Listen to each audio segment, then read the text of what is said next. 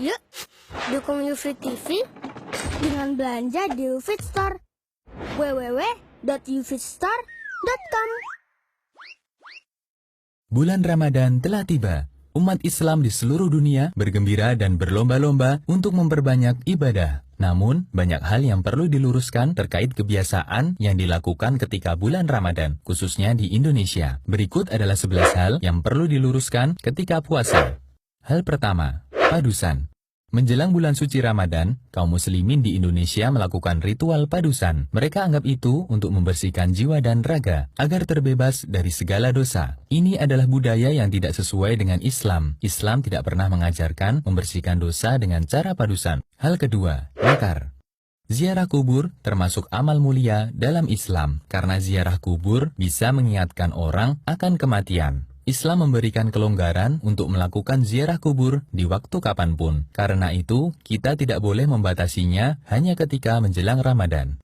Hal ketiga, membangunkan sahur.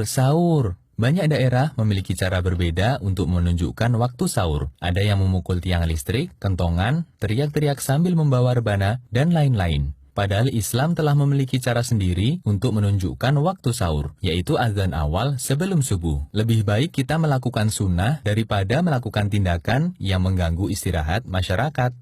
Hal keempat, waktu imsak. Sebagian kaum muslimin beranggapan bahwa batas waktu makan dan minum adalah imsak, yang benar justru sebaliknya. 10 menit sebelum subuh adalah waktu terbaik untuk makan sahur.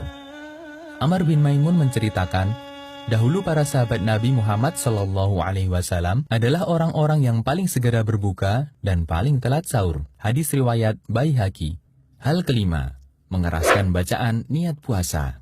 Sobatku, niat letaknya di hati, bukan di lisan. Karena inti niat adalah keinginan untuk melakukan suatu amal. Jika seseorang sudah ada keinginan, berarti dia sudah berniat. Rasulullah SAW tidak pernah mencontohkannya.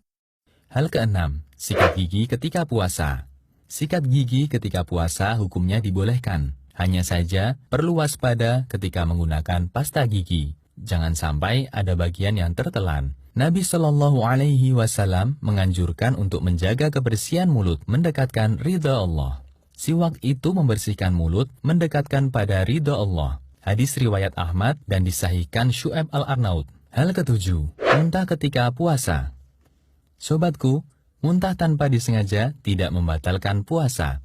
Sedangkan muntah dengan sengaja, puasanya batal. Jika kita merasa perutnya mual dan akan keluar sesuatu, maka jangan memaksakan diri untuk memuntahkannya. Rasulullah SAW bersabda, siapa yang tidak sengaja muntah, tidak wajib qadha. Dan siapa yang sengaja muntah, wajib qadha. Artinya puasanya batal.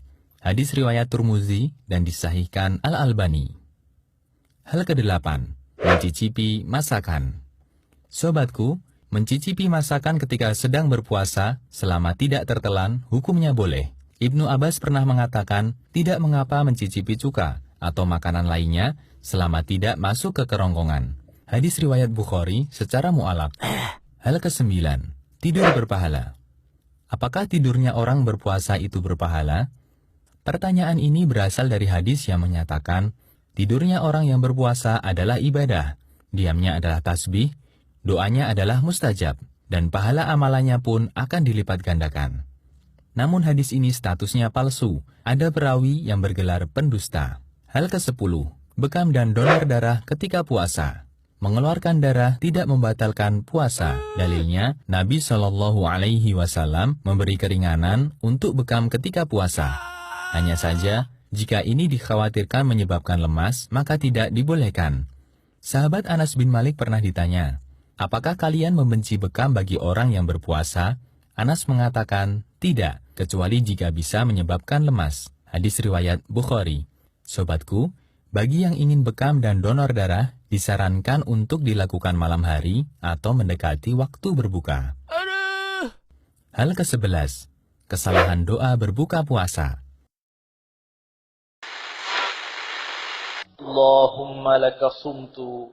Sebagian masyarakat Indonesia berbuka puasa dengan membaca doa Allahumma laka sumtu wa bika amantu wa ala rizkika aftartu birahmatika ya arhamar rahimin. Doa tersebut dinilai dhaif oleh sebagian ulama. Doa sahih yang diajarkan Rasulullah Shallallahu Alaihi Wasallam adalah sebagaimana diriwayatkan oleh Ibnu Umar. Lafaz doanya adalah dhahabadh dhama'u wa batallatil uruqu wa sabatal ajru insyaallah.